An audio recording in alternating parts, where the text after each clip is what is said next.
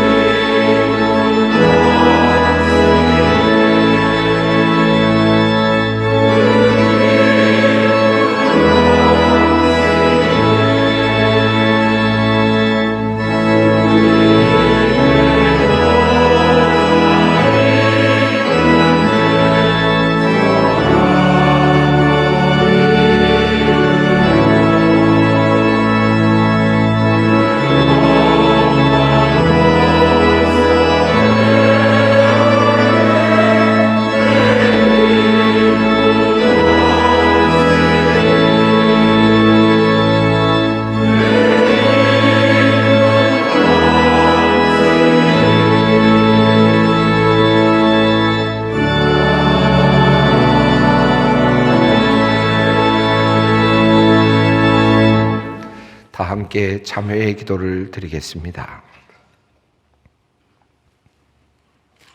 하나님, 다가오는 마지막 날을 생각하면서 주님의 자녀들이 함께 모였습니다. 주님의 강림을 기다리는 거룩한 대림절 첫 주일, 주님께서 심판주로 오실 것을 믿음으로 고백하며 우리의 모습을 돌아봅니다. 먼저 우리에게 주셨던 것을 세어봅니다. 주님께서 맡겨주셨던 달란트를 과연 어떻게 하였는지 돌아봅니다. 주님이 무서워 그저 땅에 묻어둔 것은 아니었는지, 게으름과 나태함으로 그저 시간만 보낸 것은 아니었는지, 우리가 그저 무의미하게 보낸 날들을 회고하며 우리의 부족한 모습을 회개합니다. 또한 하나님께서 우리에게 주셨던 사람들을 생각합니다. 가까운 가족들을 우리에게 선물로 주셨는데 뜨겁게 사랑하지 못했습니다. 도리어 그들의 마음을 아프게 하였습니다. 함께 살아가는 귀한 이웃들도 정성껏 섬기지 못했습니다. 믿음의 식구인 성도들도 더 깊이 사랑하지 못했습니다. 하나님, 우리의 부족함과 죄악을 용서하여 주시옵소서. 늘 마지막을 생각할 때마다 떠들썩한 소음이 아니라 조용히 나의 내면의 소리를 들으며 하나님과 더욱 가까이 갈 수 있기를 원합니다. 흙으로 돌아갈 인생이 영원하신 주님께 은혜를 구합니다. 우리를 불쌍히 여기시사 한없이 부족하고 연약하며 죄로 가득한 우리의 몸과 영혼을 주님의 은혜로 새롭게 하여 주시옵소서. 지금은 하나님과 나만이 아는 죄를 생각하며 묵묵히 참회의 기도를 드립니다. 여호와는 긍휼이 많으시고 은혜로우시며 노하기를 더디하시고 인자하심이 풍부하시도다. 아버지가 자식을 긍휼히 여김같이 여호와께서는 자기를 경외하는 자를 긍휼히 여기시나니 이는 그가 우리의 체질을 아시며 우리가 단지 먼지뿐임을 기억하심이로다. 그러므로 주 예수 그리스도 안에 있는 자에게 결코 정죄함이 없느니라. 아멘.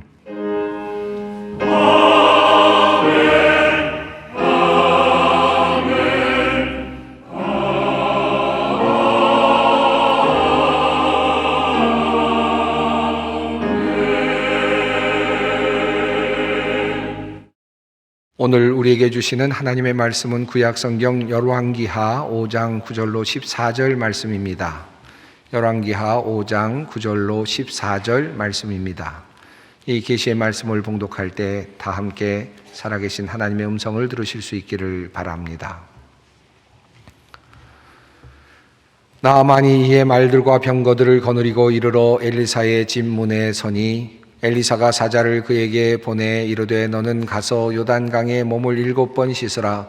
내 살이 회복되어 깨끗하리라 하는지라. 나만이 노하여 물러가며 이르되 내 생각에는 그가 내게로 나와 서서 그의 하나님 여호와의 이름을 부르고 그의 손을 그 부위 위에 흔들어 나병을 고칠까 하였도다. 다메섹 강 아바나와 바르발은 이스라엘 모든 강물보다 낫지 아니하냐. 내가 거기서 몸을 씻으면 깨끗하게 되지 아니하랴 하고 몸을 돌려 분노하여 떠나니 그의 종들이 나와서 말하여 이르되 내 아버지여 선지자가 당신에게 큰 일을 행하라 말하였다면 행하지 아니하였으리이까. 하물며 당신에게 이르기를 씻어 깨끗하게 하라 함이리이까 하니 나만이 이에 내려가서 하나님의 사람의 말대로 요단강에 7번 몸을 잠그니 그의 살이 어린아이 살같이 회복되어 깨끗하게 되었더라. 아멘. 시각장애인 남성과 결혼한 한 여인이 있습니다. 유복한 가정에서 태어나서 정상적으로 잘 자라난 아름다운 여인이 시각장애인과 결혼하겠다고 하니까 가족들이 모두 반대를 했습니다. 하지만 그 여인은 결국 자기의 의지대로 시각장애인과 결혼하게 되었습니다. 그 여인은 그렇게 결혼을 하면서 그의 친구들에게 자신이 시각장애인과 결혼하게 된 이유를 2가지로 설명했습니다. 첫째는 내가 그 남자를 정말 사랑하기 때문이다 라는 것이었고, 2번째는 남들이 사는 인생이 아닌 나 자신의 인생, 나만의 삶을 살기 위해서이다 라고 그렇게 이야기를 했다고 합니다. 깊이 생각하게 만드는 그러한 이야기입니다. 나는 정말 나의 인생을 살고 있는가? 나만의 인생을 살고 있는가? 내가 살고 있는 나의 인생을 자신 있게 살아가고 있는가? 아니면 그저 남들이 사는 모습을 따라 흉내내며 살아가고 있는가 묻게 되는 그런 이야기입니다. 이것을 우리의 믿음에 적용해 볼 수도 있겠습니다. 정말 나는 정말 나의 신앙을 가지고 살고 있는가? 나만의 신앙인가? 아니면 나는 흉내내는 신앙인가? 남들이 하는 모습과 비슷한 그런 겉모양의 신앙인가? 라는 질문입니다. 마치 한 여인이 시각장애인과 결혼하면서 이것이 나의 인생이다. 이것이 나에게 준 단 1회의 삶을 내가 선택한 나의 인생이다 라고 말할 수 있었듯이 우리도 우리의 신앙을 붙잡고 이것이 나의 신앙이다. 이것이 나의 믿음의 삶이다 라고 그렇게 이야기할 수 있어야 하지 않을까 하는 생각을 해봅니다. 오늘 본문 말씀은 병고침을 통해서 하나님의 사람이 되어가는, 하나님을 알아가는 나아만 장군의 이야기입니다. 오늘 본문은 병고침에 대한 매우 기본적인 요소들을 모두 갖추고 있습니다. 먼저 오늘 본문은 문제로부터 시작이 됩니다. 1절에 있는 말씀대로 나아만에게 나병이 있었다라는 바로 그 내용으로부터 시작되죠. 그리고 오늘 본문 말씀은 문제에 대한 해결로 끝을 맺습니다. 14절에 나오는 말씀처럼 그가 깨끗하게 나았다라는 내용으로 귀결됩니다. 하지만 이 나아만의 이야기는 여기서 끝나는 것은 아닙니다. 이후에 이제 그가 흙을 가지고 그 땅에 이스라엘의 흙을 가지고 고향으로 돌아가겠다고 그렇게 요청하는 이야기, 그리고 또 이어서 게하시와의 관계를 통해서 하나님께서 주신, 자신에게 주신 그 선물이 하나님께서 값없이 주신 선물이라는 사실을 깨달아 알게 되는 장면, 그리고 자신이 고향 땅에 가서 많은 이방신들과 함께 살아갈 때 어떻게 하나님을 섬길 것인가에 대한 결단 등 그와 같은 이야기들이 계속해서 이어지고 있는 이야기이기도 합니다. 오늘 중간에 나오는 이야기, 지금 병고침과 관련된 이야기 중간에는 나병이 어떻게 낫게 되었는지에 대한 그 과정이 소개되고 있습니다. 그리고 그 병이 낫게 되는 모든 과정 속에 우리 신앙인들이 알아야 할 매우 중요한 신앙의 요소들이 잘 나타나고 있습니다. 하나님의 능력을 경험하게 되는 원리, 그리고 나 자신만의 신앙을 찾아가게 되는 그러한 신앙의 원리가 오늘 본문 속에 잘 나타나고 있습니다. 오늘 그 이야기를 여러분과 함께 나누기를 바랍니다. 5장 1절 말씀은 나아만에 대해서 이렇게 묘사하며 시작이 됩니다. 시리아 왕의 군사령관 나아만 장군은 왕이 아끼는 큰 인물이고 존경받는 사람이었다. 주님께서 그를 시켜 시리아의 구원을 베풀어 주신 일이 있었다. 나아만은 강한 용사였는데 그만 나병에 걸리고 말았다. 아람군 사령관, 시리아의 사령관 나아만 장군 이야기는 흥미로운 이야기로 시작이 됩니다. 나아만은 왕이 아끼는 그러한 큰 인물이고 존경받는 사람이었다라는 말부터 시작됩니다. 우리가 사용하는 개역 성경에는 주인 앞에서 크고 존귀한 자였다고 그렇게 소개되고 있습니다. 아마도 백성들 앞에서 또 왕 앞에서 매우 신임을 받고 존경을 받았던 그런 사람임에 틀림이 없습니다. 그런데 이러한 나아만에 대한 설명과 더불어서 두 가지 사실을 성경은 덧붙여 설명하고 있습니다. 여호와께서 전에 그에게 아람을 구원하게 하셨음이라. 이 말씀이 참으로 놀랍고 독특합니다. 원어 성경은 분명히 이곳에서 야훼, 여호와라고 하는 즉 그 이름을 사용하고 있습니다. 하나님께서, 이스라엘의 하나님이신 그 여호와께서 시리아의 군대 장관 나아만이 시리아를 구원하는데 큰 일을 하도록 만들어 주셨다. 그에게 힘을 실어 주셨다라고 하는 뜻입니다. 아직 하나님을 알지 못하던 때입니다. 하나님의 이름조차도 알지 못하던 때입니다. 그저 시리아에 충성된 군인이었고 장군이었을 뿐입니다. 그는 이교도입니다. 그런데 하나님께서는 이미 그와 함께 하셨다. 그가 전쟁에서 승리할 수 있도록 이미 도와주고 계셨다라고 그렇게 말씀합니다. 이것을 우리의 삶에 한번 적용해 봅니다. 우리가 하나님을 알지 못하던 때에 그저 사업을 하고 연구를 하고 세상적인 일에 몰두하고 있을 때에 이미 하나님께서는 우리의 삶에 관여하고 계셨다라는 뜻입니다. 하나님을 알지도 못하던 때에, 하나님을 잊고 살던 때에, 바로 그럴 때에도 하나님께서는 우리의 삶에 함께 하셨고 우리의 성공에 관여하고 계셨다라고 하는 뜻입니다. 세상에서 사업이 잘 되고 있을 때, 성공하고 있을 때 우리의 세상적인 성공의 배후에도 하나님이 계셨다라고 하는 말씀입니다. 나아만은 이미 그때부터 하나님께 발견되었던 사람입니다. 하나님을 알지 못하던 때에 하나님은 나아만을 아셨고 보셨습니다.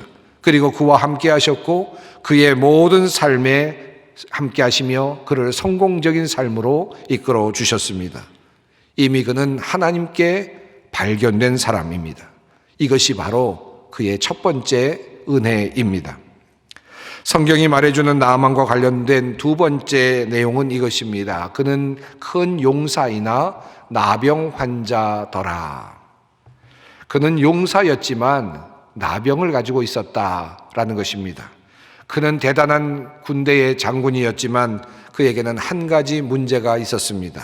그가 가지고 있었던 것은 바로 다른 사람들에게 알리기가 참으로 힘들었을 나병입니다. 여기서 나병이라고 소개되어 있는 이 병은 정확하게 우리가 알고 있는 것과는 조금 달라 보이는 그러한 병입니다. 조금은 분명하지 않지만 피부병이라고 그렇게 이해할 수 있을 것 같습니다. 나병을 앓고 있음에도 불구하고 그가 집에 있었다는 점, 그리고 왕 앞에까지 나갈 수 있었다는 점을 미루어 본다면 전염이 되지 않는 어쩌면 아주 극한 그런 피부병을 앓고 있었을 가능성이 높습니다. 27절을 보면 후에 게하시가 나아만에게 대가를 요구하였다가 나병을 도리어 얻게 되었는데 그때 역시 그가 받았던 질병은 마른 버짐 같은 피부 질병이었습니다. 아마도 아토피 피부염을 알아보신 분들이 있겠지만 아마도 그와 비슷한 혹은 그보다 더 심한 피부병을 그가 앓고 있지 않았을까 생각해 볼 수도 있겠습니다.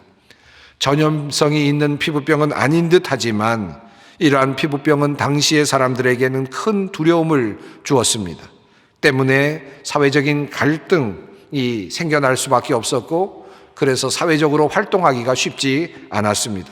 뿐만 아니라 약도 제대로 없었던 그런 상황 속에서 그 피부병을 앓으면서 얼마나 고통스러웠을까를 생각해 본다면 그의 고통을, 그의 어려움을 짐작해 볼 만합니다.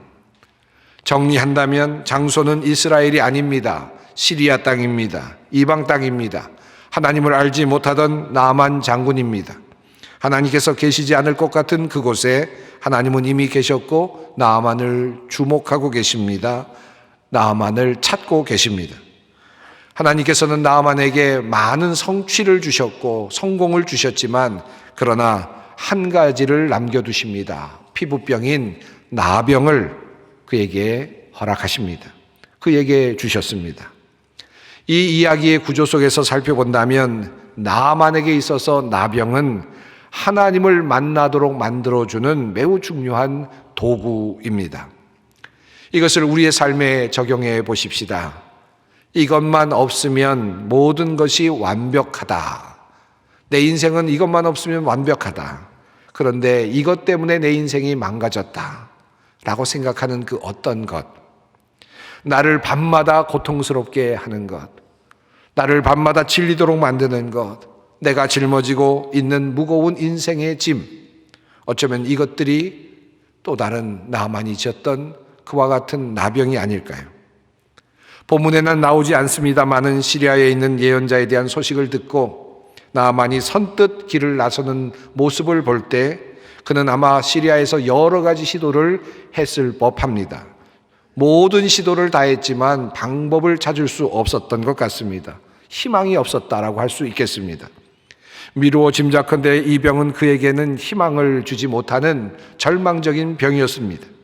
그를 끊임없이 괴롭히고 밤마다 힘들게 하는 그런 병이었을 가능성이 높습니다. 많은 사람들이 그럴듯하게 사는 듯 보입니다. 하지만 집에 가면 좋은 가구도 들여놓고 넓은 아파트에서 행복하게 사는 듯 보입니다.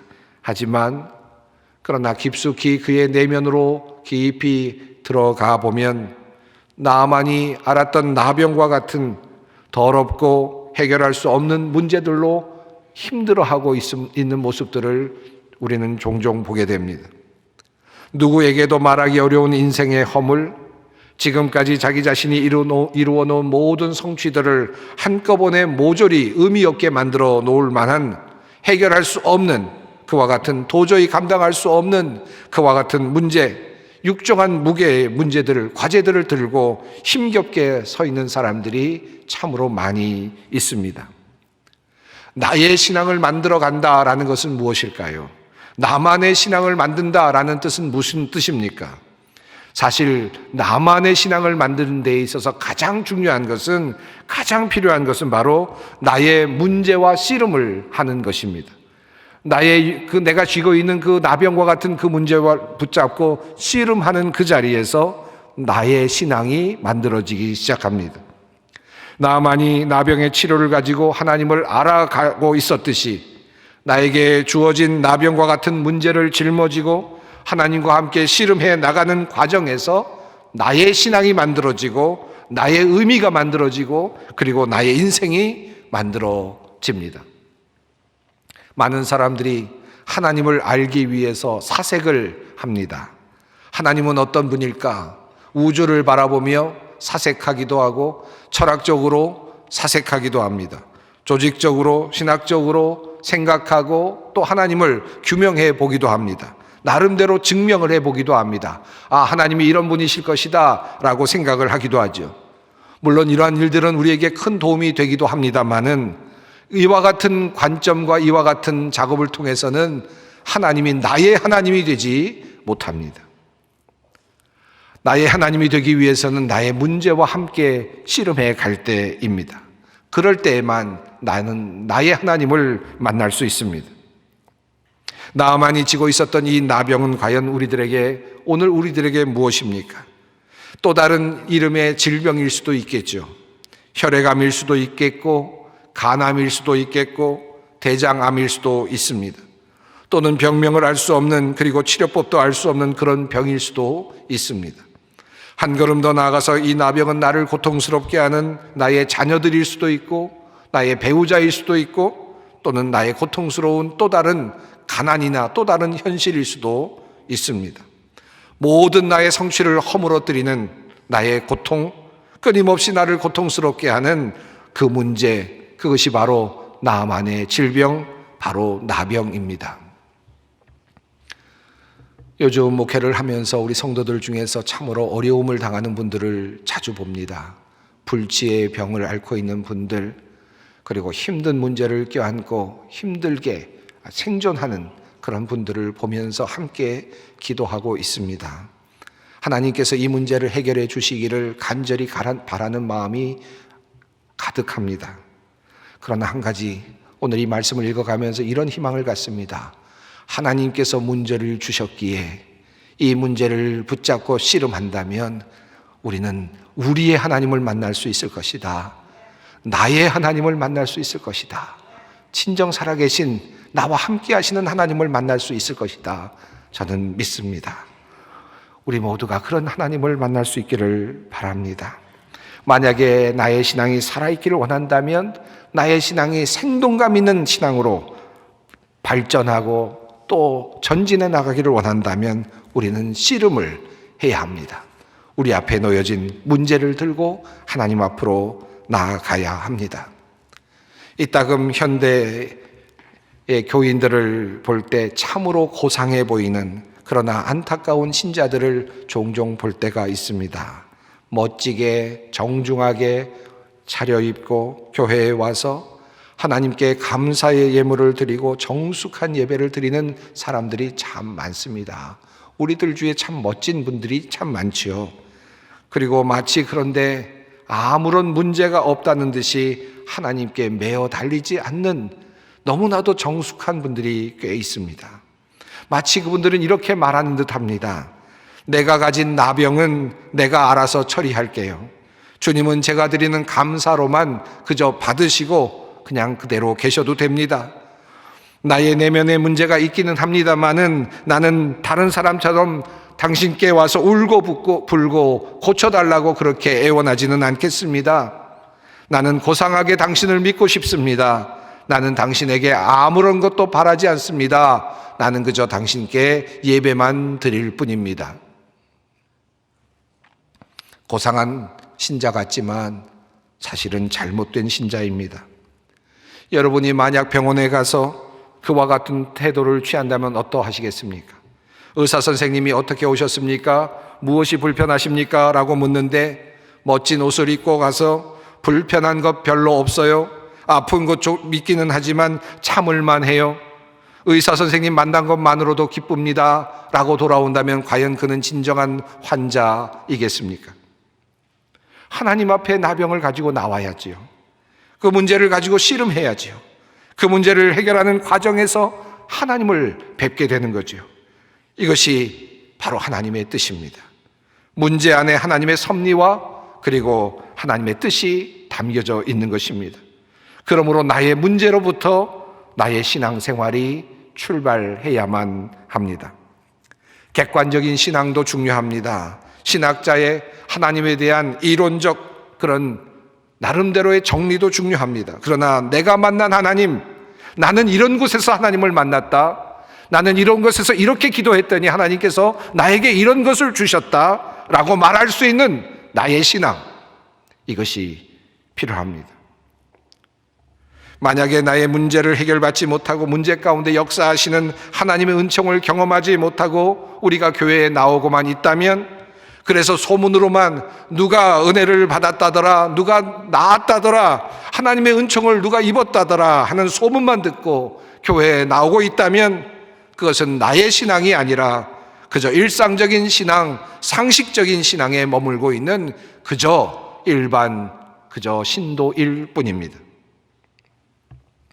여러분에게 나병은 무엇입니까? 여러분의 깊숙이 숨겨져 있는 상처 덩어리는 무엇입니까? 그 문제는 바로 하나님께서 여러분과 하나님이 만나기 원하시며 여러분에게 주신 바로 그 선물입니다. 준비된 선물입니다. 보기에는 더럽고 그리고 남들도 이것을 보면 다가올 것 같지 않은 나의 아픔이지만 바로 그 아픔을 주시면서까지 하나님은 우리를 만나기를 원하고 계시는 것입니다. 그 문제, 그 나병이 바로 하나님과 만나는 통로입니다. 통로가 되어야 합니다. 우리는 나아만이 엘리사를 만나는 장면에서, 그리고 요단강에 7번 몸을 씻는 장면에서 또 다른 신앙을 만들어가는 또 다른 요소들을 우리가 보게 됩니다. 나아만이 엘리사를 찾아왔을 때 엘리사는 사환을 시켜서 요단강에 가서 몸을 7번 씻으면 낫게 될 것이라고 그렇게 말씀하였습니다. 이 말을 듣고 나아만은 진노합니다. 그래서 발길을 돌렸다고 성경은 말합니다. 이런 기대를 그는 했습니다. 적어도 엘리사가 직접 나와서 정중히 나를 맞이하고 주 그의 하나님의 이름을 부르며 상처 위에 직접 안수하여 나병을 고쳐주어야 도리가 아닌가. 다마스쿠스에 있는 아마나 강이나 바르발 강이 이스라엘에 있는 강물보다 좋지 않다는 말이냐. 강에서 씻으려면 거기에서 씻으면 될 것이 아닌가. 그는 자신이 생각하는 나름의 해결책이 있었습니다. 나름의 치료의 과정이 있었습니다. 엘리사가 나와서 정중하게 인사를 하고 그리고 무엇인가를 상처 부위에 대고는 깊은 기도를 통해서 아마도 낫게 해주지 않겠는가라고 하는 기대를 했습니다. 그러나 나와보지도 아니하고 그저 단지 물에 가서 씻으라고만 합니다. 요단강보다 더 깨끗한 강이 여기저기 있는데 그런데도 불구하고 요단강에 가서 씻으라고 하는 것입니다. 그는 이렇게 발길을 돌리려고 했습니다. 그때 부하를 통해서 한 소리가 들려옵니다. 장군님, 그 예언자가 이보다 더한 일을 하라고 하였다면 하지 않으셨겠습니까? 다만 몸이나 씻으라 하시는데 그러면 깨끗해진다는데 그것 좀 못할 까닭이 어디에 있습니까? 이것은 하나님을 통하여 하나님께서 예비하신 그런 소리와도 같은 소리였습니다. 오늘 나아만의 이야기 속에는 두 사람의 익명의 소리가 있습니다. 한 소녀의 소리가 앞부분에 나오지요. 이스라엘 백성으로서 소녀로서 그곳에 잡혀와서 종살이를 하고 있었던 한 소녀가 이 다마스쿠스에 있는 이 나아만이 나병에 걸려있는 모습을 불쌍히 여겨서 이스라엘의 선지자에게 간다면 그가 나을 수 있을 텐데 라고 알려주는 그 장면이 첫 번째이고, 그리고 두 번째로 엘리사에게 와서 그가 진노하며 돌아가려고 할 때 누군가를 통해서 전해졌던 바로 이 말씀, 예언자가 이보다 더한 일을 하라고 하였더라도 할 수 있지 않았겠습니까? 라고 격려했던 이 말이 바로 나아만이 되게 했고 나만으로 하여금 치료받을 수 있는 은혜로 이끌어 주었습니다. 때로 우리들의 신앙생활에서 이런 사람들이 필요합니다. 그래서 우리의 공동체가 필요하기도 합니다. 함께 격려하는 일이 필요합니다. 우리들의 신앙을 서로 격려하고 서로 함께 하는 것입니다. 이런 사람들을 통하여, 이들의 이런 격려를 통하여 우리들은 신앙의 길에서 쓰러지지 아니하고 또한 살아낼 수 있습니다. 장군님, 그 예언자가 이보다 더한 일을 하라고 하였더라면 하지 않았겠습니까? 라고 하는 이 말 속에 하나님의 방법에 대한 또 다른 질문이 있습니다. 하나님의 방법은 너무나도 쉬운 방법이었습니다. 이런 방법으로 과연 나올 수 있단 말인가 확신이 서지 않는 그런 말이었습니다. 하지만 하나님의 사자를 통하여 선포된 말씀이니 깨끗하여진다고 하는 말씀이니 한번 믿고 따라보라는 그러한 신하의 권면이었습니다. 이 권면을 따른 나아만이 훌륭한 사람임에 틀림이 없습니다. 그는 자신의 하찮은 부하로부터 들려온 작은 소리에 귀를 기울였고 엘리사의 말씀을 따라서 요단강에 7번 들어가는 순종을 하게 됩니다. 종종 이 본문을 들고 이단들이 상당히 많이 강조합니다. 이 이야기를 들먹이면서 교주들의 명령에 무조건 복종해야 한다라고 그렇게 적용하며 가르치는 이단들이 상당히 많이 있습니다. 그래서 이 본문은 이단들이 너무나도 좋아하는, 즐겨 사용하는 본문 중에 하나입니다. 엘리사의 터무니없어 보이는 말씀에 순종하는 나아만의 순종의 모습을 자기 자신들에게 그렇게 적용해서 교주의 말에 무조건 복종하라는 해석으로, 또는 목회자의 말에 무조건 순종하라는 그런 해석으로 그렇게 해석을 하는 것입니다. 과연 그렇게 해석하는 것이 옳습니까? 과거에는 엘리사를 통하여 말씀을 하시기도 하셨고 선지자를 통하여 말씀하시기도 하셨지만 이 모든 하나님의 말씀과 약속은 이미 성경 안에 가득 들어 있습니다. 이 모든 약속은 우리 믿는 자들에게 예스가 됩니다. 고린도후서 1장 20절 말씀입니다. 하나님의 약속은 얼마든지 그리스도 안에서 예가 되니 그런즉 그로 말미암아 우리가 아멘하여 하나님께 영광을 돌리게 되느니라. 하나님의 약속은 예수 그리스도 안에서, 하나님의 모든 성경에 나오는 그 모든 약속은 예수 그리스도 안에서 예스가 된다.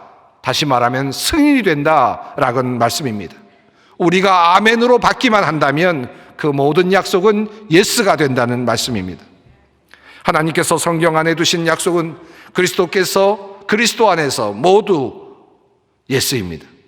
우리가 아멘으로 받을 때 그것을 누리게 됩니다. 우리가 믿음으로 받으면 우리는 하나님의 영광을 경험하게 되는 것입니다. 엘리사는 나아만에게 7번 씻으라고 명령하셨습니다. 하나님은 7번 그가 씻어야만 낫게 하실 수 있는 그런 정도의 분이셨습니까? 얼마든지 물에 들어가지 않게 하시고도 그를 낫게 하실 수 있었던 분입니다. 7번씩이나 들어가지 않게 하셔도 낫게 하실 수 있는 분입니다. 7번의 의미는 도대체 무엇일까요?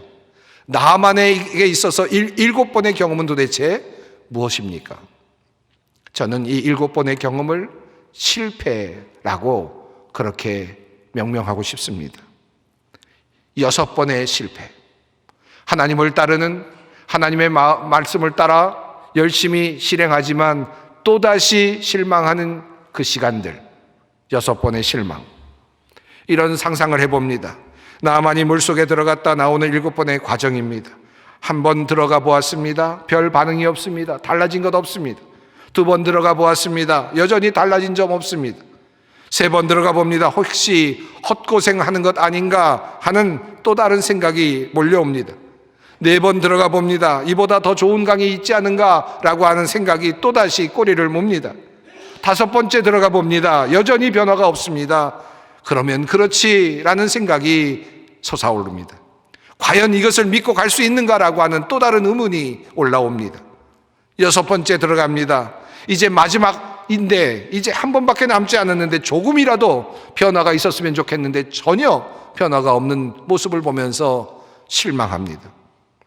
과연 나는 나올 수 있을까? 그런데 7번째 들어갔다 나올 때 자신의 몸이 변합니다. 기적을 경험합니다. 나아만이 이에 내려가서 하나님의 사람의 말대로 요단강에 7번 몸을 잠그니 그의 살이 어린아이의 살같이 회복되어 깨끗하게 되었더라. 저는 이 7번의 과정이 자신의 신앙을 만들어가는 과정이라고 그렇게 생각합니다. 나의 신앙을 만들어가는 과정, 나의 신앙이 생겨나는 그 모든 그런 과정입니다. 하나님은 나아만에게 그러한 신앙으로 나아가기를 원하고 계십니다. 신광야에서 이스라엘 백성들이 독사에 물려 죽게 되었을 때 모세와 아론은 롯뱀을 높이 세워서 들고 이것을 보는 사람은 살 것이다 라고 그렇게 말했습니다. 쳐다보면 산다 라고 말하는데도 그곳에서 살아남지 못한 사람들이 있었다는 것이 참으로 놀랍습니다. 쳐다만 보라는데도 그들은 아마도 이성을 앞세워서 그런 일은 있을 수 없다라고 판단했을지도 모릅니다. 옆에서 놋뱀을 보며 일어나 걸어가는 사람이 있었을 텐데도 자신이 생각하는 방법이 옳다고 그렇게 고집하면서 절대로 바라보지 않겠다고 말하며 죽어갔을 사람들을 상상해 봅니다. 바라보지 않는다면 대안이라도 있으면 좋지 않겠습니까? 대안도 없으면서도 내가 믿을 수 없다는 그 이유만으로 놋뱀을 쳐다보지 않고 죽어가는 사람들, 이것이 오늘 우리들의 모습은 아닌가 생각합니다. 철저하게 자신이 낮아지는 곳, 자신의 자존심과 자만심을 내세울 수 없는 것, 더 이상 갈 곳이 없어서 울부짖을 수밖에 없는 그 자리, 그곳에서 하나님은 우리에게 은총을 베풀어 주십니다. 순종이 있는 곳에, 순종이 아니고는 더 이상 다른 방도가 없는 그 자리에서 하나님의 역사가 시작됩니다. 예수 그리스도께서 오신다. 예수 그리스도께서 우리를 위해 오셨다. 포로된 자에게 자유를 주시기 위하여, 억눌린 자들을 해방시키시기 위하여 우리 주님께서 오셨다. 그리고 오실 것이다. 이 희망이 오늘 우리 모두에게 있기를 바랍니다. 우리의 문제를 들고 주님 앞에 나아갈 때 우리는 그 구원하시는 주님을 만나게 될 것입니다. 기도합니다. 하나님, 이 시간 선포된 주님의 말씀이 영원한 여운으로 우리 가슴에 남아 살아있는 신앙을 위한 기초가 되게 하시옵소서. 성령께서 역사하시어 이 말씀을 근거로 우리의 삶이 놀라운 은총을 경험하도록 역사하여 주시옵소서. 거룩하신 우리 주 예수 그리스도의 이름으로 기도드리옵나이다. 아멘. 우리 주 예수 그리스도의 은혜와 하나님의 사랑하심과 성령님의 교통하심이 요단강에 7번 들어가는 나아만처럼 주님의 말씀 붙잡고 순종의 길로 나아가기 원하는 모든 주님의 백성들 위해, 그 말씀 통해 기적을 경험하며 치유를 얻기 원하는 소망의 성도들 위해, 이 나라와 역사와 민족 위에 항상 함께 하시기를 축원하옵나이다. 아멘.